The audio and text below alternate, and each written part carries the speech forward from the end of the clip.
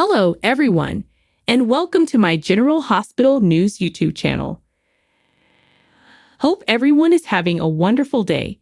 Before we begin, please hit the subscribers button and give this video a thumbs up. At the storehouse, Sonny stops by to see Jason. He asks if he's free as he'd like to clear the air. Sonny says he told Dex he was done with him and he's free to come a Bobby or do whatever he wants. Sonny says he's immolation Jason the same deal. He can go work for the FBI, but he wants nothing further to do with him. Jason says he's not dealing his half of the company. Sonny tells him he'll take this way out if he's smart. Jason says he's not staying for himself, but for Sonny. Jason says this is the only legal business Sonny has, and it's the front that protects him from RIC charges. He says Sonny ignored this place for months, and he's trying to make it back over. Sonny says he's not guarding him, he's espionage on him, and he wants him out of his life. Jason tells Sonny he's his friend, but right now, Sonny is in real trouble. Jason points out that he attacked a police pimp at the marriage, which Christina saw. He says he's making sloppy opinions and to let him help him. Sonny says since he's turning him down, if he doesn't get out of his way, he's done, he's gone. At the Metro Court, Molly stops Carly to talk about what happened at the marriage event with Christina. Carly says she wasn't there. Molly says she isn't then as the ADA, but as family, she needs her help. Molly knows Christina witnessed an altercation and had a physical response, and she has a right to know if this is impacting her baby. Carly tells her what she's about to say stays between them. Carly explains what she knows, including Sonny trying to explain what happened to Christina, but she was hysterical of him. She says Christina grew up Hale whispers that her pater was a toughie, and she presumably told herself he'd some shady business practices, and that was it. Seeing the attack had to be devastating for her. Carly says Christina was similar a daddy's girl growing up, and she loved Sonny so much. But really, she was going to have to see the real Sonny at some point. Molly has been trying to figure out how to deal with this. She's just going to sit on this and supplicate that Christina will be each right and do the right thing for herself and the baby. She says everything differently is out of her control. Carly tells her she formerly sounds like a mama. She says she'll always be upset and always supplicate her kitties are happy and healthy and that it'll frequently be out of her control. Carly believes Christina and the baby will be just fine. Molly thanks Carly for being honest with her. Sonny arrives latterly, and Carly asks what he's doing then. He says he has business. She asks if he's talked to Christina. He hasn't and says he's dealing with Jason moment. He informs her that he offered to buy Jason out, but he refused. So what happens coming is on Jason. Back at the storehouse, an fortified man hides behind some coffee bags, and Jason senses commodity is over. The man shoots at Jason, and Jason takes cover and fires back. Further shots are changed, and an alternate marksman shoots at Jason as well. At General Hospital, Chase checks in with Elizabeth. She says she's sorry about his pater, and that he missed his honeymoon. She says she didn't know him long, but Gregory was special to her and her boys. She says if there's anything she can do, let her know. Chase needs a dupe of his pater, his death instrument. She says the plaintiff home will have that, but she realizes they may have a dupe. She calls the records department and confirms it, and it'll be ready shortly. Chase thanks Liz for helping him, and it feels like he's moving slower these days. She tells him that he needs to accept that what he's dealing with is a lot. They sit down to talk about Finn and his drinking. Chase feels he handled the situation wrong by calling her rather of going there straight from the field. Liz says Finn was formerly drinking when she arrived. Chase says Finn knows he was out of line, and he's doing all the right effects now. Chase says Finn will be okay and wouldn't keep turning to alcohol. Chase notes it was Finn who set up their father dead, who had to call 911 and had to watch his body being taken down. He believes Finn wouldn't have gone and sought out alcohol if there were some formerly in his apartment.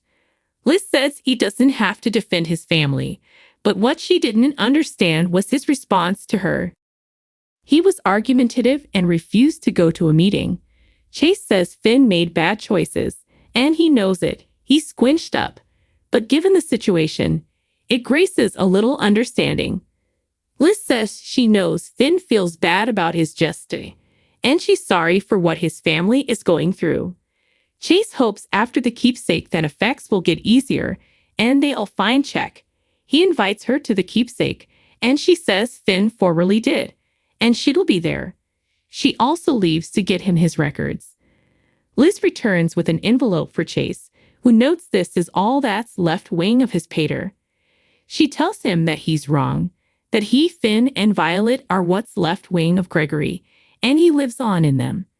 Curtis shows Portia the composition in the radar on Laura trying to have Heather let out of captivity, and Portia can't believe this is passing. Curtis believes there's further to the story as this isn't the Laura he knows. Portia fears this is another step to Heather's release, and really, they've no way to fight this. And Nanny interrupts to have Portia subscribe some forms.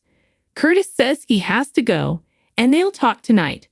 Portia also asks the nanny who ordered this release form as it isn't right. Dainties enters Brennan's room and tells him it's time for him to go back to Pentonville, as he's a dangerous man and a flight threat. Portia walks in, and Kate tells her to say farewell to her case. She informs him this case isn't going anywhere.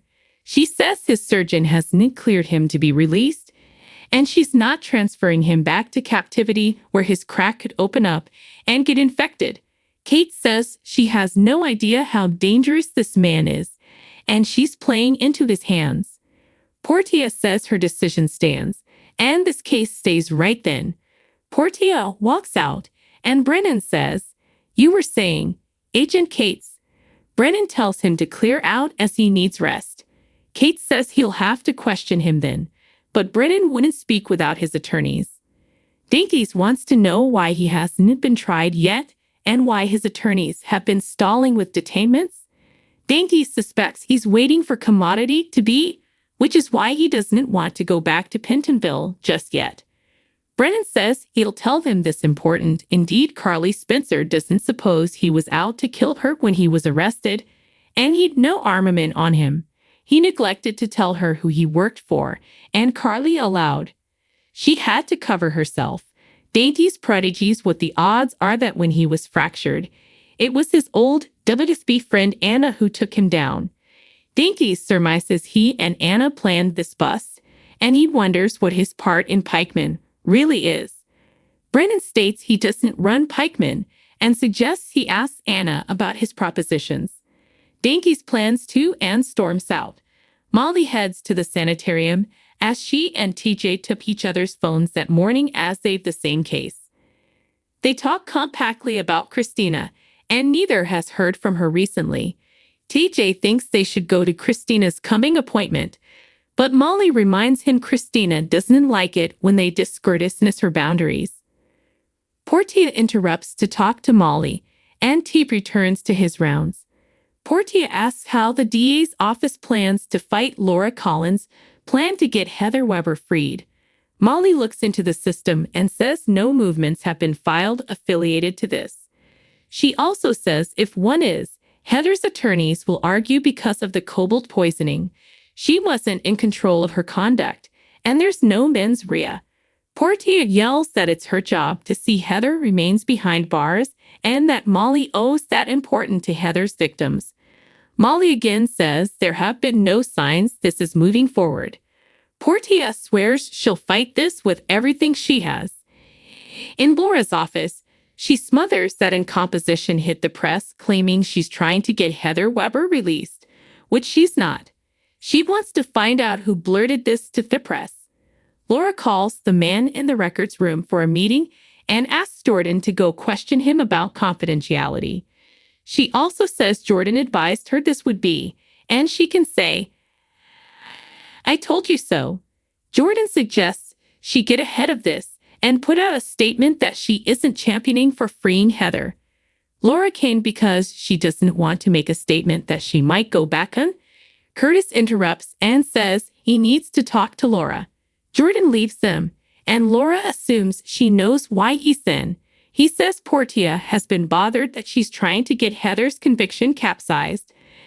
Thanks for watching. If you like this video, so please don't forget to subscribe my channel and don't miss any updates.